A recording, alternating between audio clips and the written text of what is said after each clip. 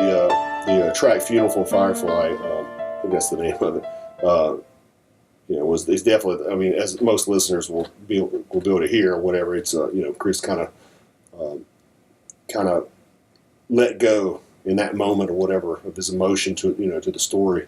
I'll leave it up to Chris to kind of talk about the story. I don't feel at liberty to really divulge any information of the story or whatever, because I may have some information wrong. But the whole record, as far as I know, is a story of an experience that he's had, and it's really would most consider quite traumatic type of thing or whatever. So he was actually able to let go of something he's been holding on to for years. And when he was tracking the vocals, and getting emotional tracking the vocals, it really, it gave me chills, while I was recording it. And recording Funeral for a Firefly. Essentially the story's pretty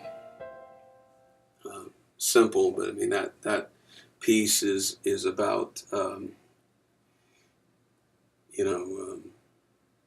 the girl the album's about, Eve. She's just died, and it's the song is where I get to talk to her ghost, and I get to ask her things or tell her things that I didn't get to. And I had never actually done the song in its entirety. It was the only one where I'd written it, kind of sparsely, and it's got like piano, and then it has guitars and other things, and then it has like French horn and all this kind of stuff. So it's a very, very strange piece of music. And I had recorded like demo versions of parts and everything, and I would get kind of upset doing it, but it wasn't anything I couldn't handle. I just get a little choked up or something. It was very difficult, and the things I wrote were, verbatim the things I wanted to say to her. And so, as I said, we did the whole album in order, essentially, and so we kind of had reserved that one for the end. And we set out to do it, and we said, okay, well, we need to track the vocals for this. And I was already kind of feeling kind of shaky and everything. And, the album, the thematic material gets darker and more heavy as it goes on, in terms of the gravity of it, and the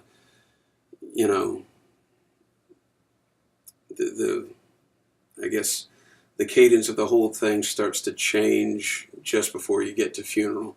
And so I was already kind of getting into this mindset of dealing with emotionally what I was talking about, and for whatever reason, and maybe it's just superstition or whatever, but you get in this booth, the vocal booth, and you're in this silent chamber, with just foam all around you, and a little light, and your lyrics on a little music stand, and a microphone in front of you, and you're very isolated, and you feel really isolated. So it's just kind of these words and you, and for whatever reason, that sort of forced me to deal with the reality of her death and all these kinds of things, and it was more upsetting than I thought it would be. So the first thing we did was I have these choirs where I sing just kind of parts of questions or parts of statements that are with multiple harmonies and everything. They're just meant to be like choirs, this big long lush sound. And so we track each of those, and I have to go back and do it again and again. It's my voice like 9 times, so I got to do each voice several times. It's 3-part harmony, so it's all over the place. And I do that, and I'm a little shaky, but I'm hanging in there. I'm all right. And we go to do the tune, and it starts, and I immediately kind of can feel it happening. My throat has that feeling like somebody's squeezing you right there, and so you can't feel like you can't really talk, so your voice is a little shaky. And I get through the half of the 4th line of the tune, which, if whenever the album comes out, look at the 4th line. That's the one that hit me the hardest. And it, for whatever reason, just kind of sent me over the edge, and I just broke down. I stopped in the middle of the line and began just sobbing really hard, and was buried my face into the foam on the wall, and I was just really, really trying to calm down, get a hold of myself and everything. Jamie just, decided to let the track just sort of run. I think because, he was kind of feeling the emotion of the moment and didn't want to do anything. So he was just sort of letting me explode a little bit. And so, when I broke down, I broke down. And it wasn't, ain't like the movies with like a little single tear or anything. It was just really hard crying. And I tried to go back to the mic and couldn't do it. And so it took a second.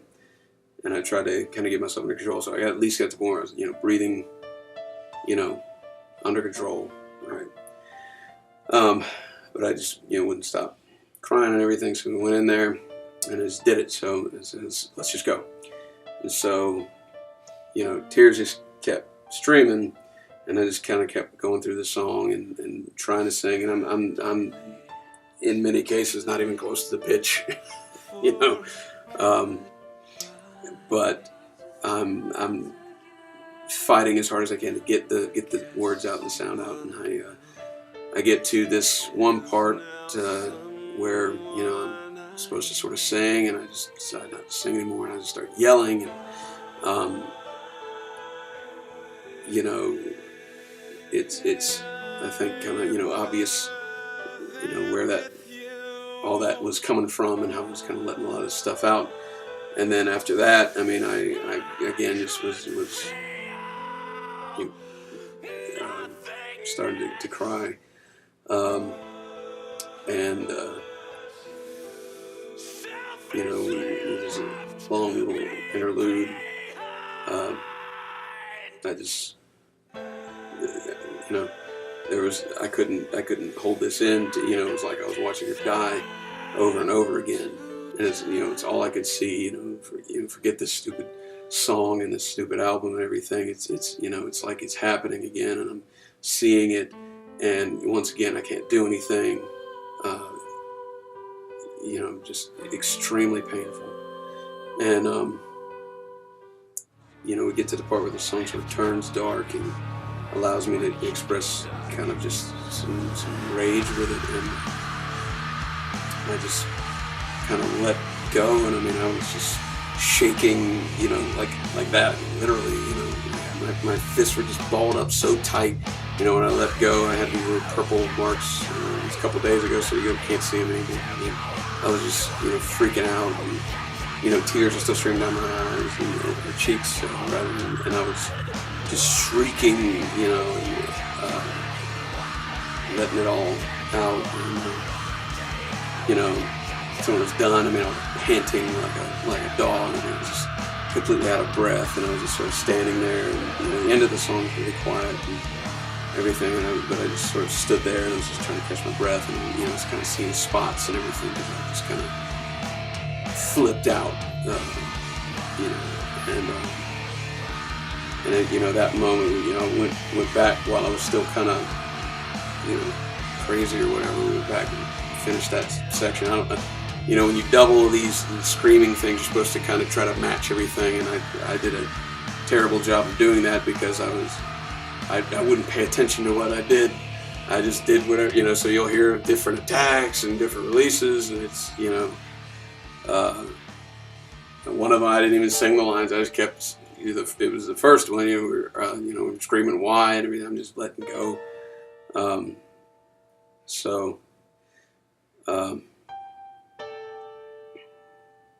But that's what got preserved on the album. And initially I didn't want to keep that, because that's, I don't know, people can be pretty cruel and not understand kind of what you're trying to say. And I was just like, I don't know, man, I don't want a record that like immortalizes me crying or freaking out or anything. But Jamie, he didn't force it on me or anything. He just said, I think that it's really powerful that way, and I think it needs to be it needs to be preserved. And so, I mean, I get in the spirit of the Reticent. I open up about a lot of stuff about my own self-hatred or self-destructive nature and other things in previous albums and previous songs and everything. And this whole, album is this story, and I mean,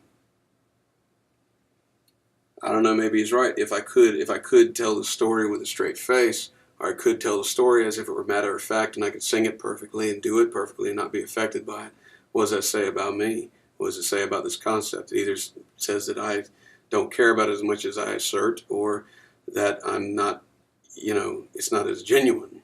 And, as I told Jamie, I was like, I won't be able to do it. I can't get through the song. It's not going to happen. So, we'll see. We'll see how people take that. I mean, it may end up landing me with a great deal of, ridicule. But, I mean, I'm not going to lie and be like, oh, well, this didn't affect me and everything, because it did, and it hurt, and it still hurts. And I'm not, I'm still waiting to feel like a weight is off of my shoulders, and it hasn't quite happened yet.